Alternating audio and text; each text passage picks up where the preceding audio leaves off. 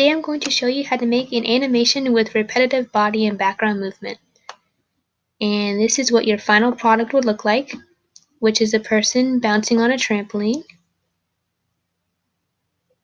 And I did my animation in a way where I already had the poses set up before I took a snapshot of each frame, instead of moving each body part separately between my frame shots. This was easier for me, and I will show you how I did that. So I started with the construction of my background elements, which in this case is the trampoline, and I made the trampoline in 4 layers. For the first layer, I did the top of the trampoline, which I made using the elliptical tool, and I made the front legs using the polygonal lasso tool. For my second layer, I did just the center of the trampoline, but slightly stretched downward. This is to mimic the movement of a person bouncing on the trampoline in order to jump up to gain energy. And I did this by using the magic wand tool to select the center of the first trampoline layer. Then I moved the highlighted area to a new layer using Control Shift N, and then I filled in the new layer with the same purple I used from my first trampoline layer, which I got using the eyedropper tool. Now for my third trampoline layer, it's the same as the second trampoline layer, the center part, but only it's stretched down a bit further. And this is for when the person is fully putting their weight on the trampoline.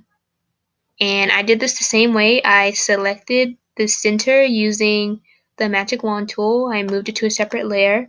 I filled it in with the color, and then I used the arrow guides to pull it down. And lastly, the fourth layer of my trampoline is the back legs. And I did this also using the polygonal lasso tool, just like with the front legs. Now the order of the trampoline layers is very important. You want to stack it so that the layer with the top and front legs is on top, and then you want the center trampoline part as the second layer. Then you want the second center trampoline part as the third layer, and then you want the trampoline back legs on the very bottom of the stack. And this is important because when the center is moving, it'll stay in between the front legs and the back legs, instead of per se bouncing behind the back legs if the center was stacked below the back legs on the layers palette, which would be unnatural. Next, we're going to be constructing our person. For the first pose, out of 3, I did the person being bent, and this is to represent the person jumping on the trampoline to gain energy to jump into the air. And I created my person using the elliptical tool for the head while holding Shift and Alt to maintain the circumference of the circle, and I made the body using the polygonal lasso tool. For my second pose of the person, I did him midway in the air using the same tools as the first, elliptical for the head and polygonal lasso for the body.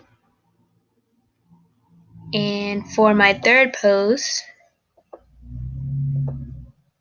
my third and final pose, I have the person at the highest point that they'll be jumping at. And also keep in mind, I did each pose on a separate layer so they can move independently of each other. Now for the frame making of the animation. I already did my frames in advance for the sake of speed for this video, and in total I did 12 frames. For the first frame, I have the trampoline front and top activated, the back legs activated, and I have the center level 2 activated, the lowest stretched one. And I also activate person pose 1. And this is the first frame. So to take a snapshot of the whole thing, you want to press Control Alt Shift E for everything on the PC, and you want to label it frame 1, as I've done here. And then for the second frame, you want to deactivate the center part of the trampoline, deactivate pose 1, activate pose 2, and activate center trampoline 1, which is the slightly raised one. And it's important to have a little bit of the trampoline bouncing still, because in real life, when a person is bouncing in the air, it takes a minute for the center of the trampoline to retract into its original position.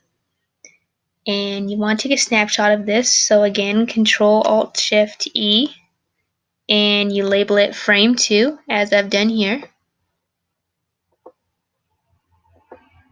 And for the third frame, you want to deactivate the center of the trampoline, activate pose 3, and just have the original position of the trampoline showing.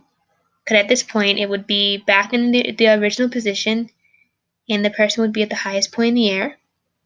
And again, you do Control Alt Shift E, and you label the frame 4. And now, at this point, the person is going to go back down to the trampoline.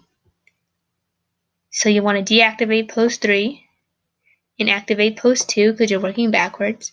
But this time, you still want to leave the trampoline in its original position because the person hasn't yet touched it. So it wouldn't make sense if it started pushing down before the person touched it. And you want to do Control Alt Shift E and label it frame 5. And now for, oh, my mistake, that'll be frame 4. And for the fifth frame, you will deactivate pose 2, activate the original frame pose 1, and then since the person is now putting their full weight on the trampoline, you want to activate trampoline center 2, the lowest stretched one. And you will do a snapshot, Control Alt Shift E, and you will label it frame 5. And now from this point onward, you want to repeat the process from creating frames 1 through 5, because you'll just have the person continuously go into the air and then come back down while changing the poses and the position of the trampoline. And once you're satisfied with the number of frames you have, with me, I was comfortable with 12 frames, and in total this is about 3 cycles of the person jumping up and down on the trampoline. You go to Windows, Timeline, and for me, you want to make sure that you make frames from the layers, and you want to create animation, and it should be a button in the center. And before you play it, you want to delete all unnecessary frames, which includes the layers with just the trampoline parts. And when you press play, it should be like this. I hope you found this video useful, and thank you for your time.